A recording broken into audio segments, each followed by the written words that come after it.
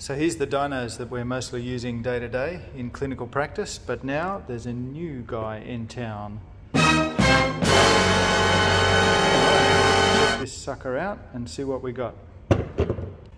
First thing, build quality. This thing is a beast. This is made to last. You're only going to hurt this with a hacksaw or falling off a very tall building somewhere. Nice and solid, standardized size threads and connections everywhere around this. Handles come on and off as you'd expect, screw that in and out. Sorry about the noise.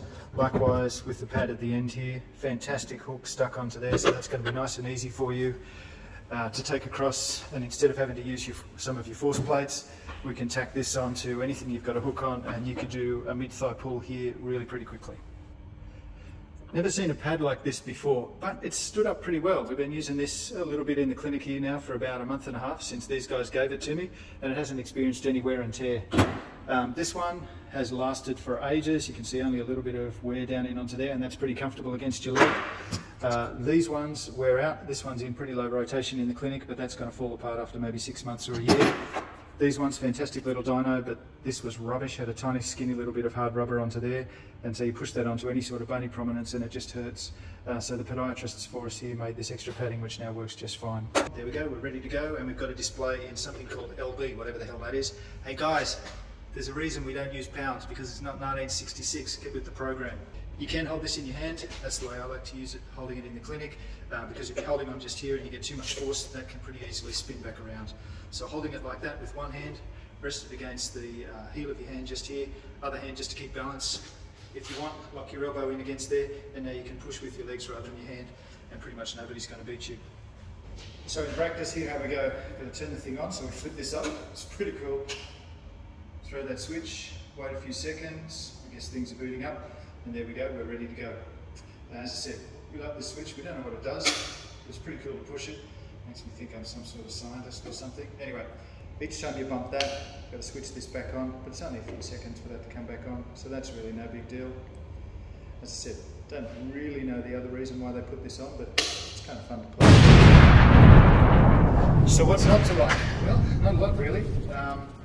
Thing one is, how much charge have we got here? What happens when it stops? It just stops. So how are we going to find out how much charge we've got? Well, we're not gonna, and you're going to have to pull it apart. So let's see how long that takes.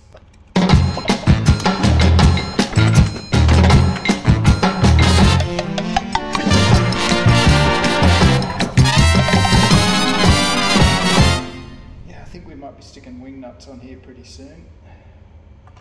We're getting some better screwdrivers. And we're there.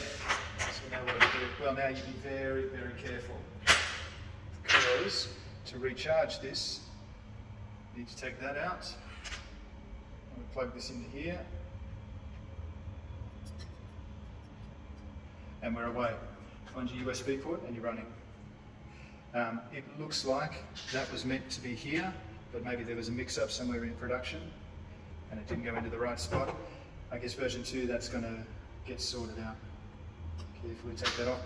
Be really careful when you do this. Remember, these are just pretty gentle solders. Nice solid load cell inside there, which is good to see. The Wheatstone bridge, as is typical. And that's about it. So, what's not to like? That's a pain in the ass recharging. Don't know how much charge it's going to go, so maybe you have to get into the habit of seeing how much you use and make sure you charge it. You don't want it running out of charge while you've got a patient standing in front of you. Pounds, really?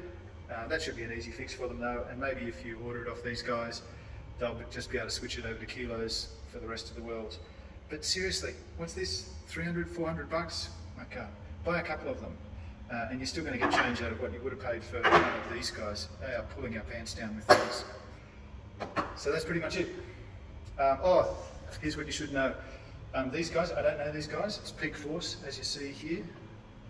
But they sent me this. I didn't ask for it, I've never met them. As I understand, they're in the US. They didn't give me any money, they've given me this. At some stage they might ask for it back, in which case they pay for the postage and they can have it back. Otherwise we'll use it here in the clinic. If I was buying one and I was on limited funds, this would be the one I'd get. What do they need to do to go from 1, 2, 3, 4 stars up to 5? Well, sort out the power display, make it a little bit easier to charge, and give you the option to switch over from pounds to kilos. Otherwise, nothing much to fix. We'll see how this goes in the long run. I I thought I was going to like these curved ones better than I like the flat one, but this has turned out to be fine. I can't see any drama with that at all. Thanks very much.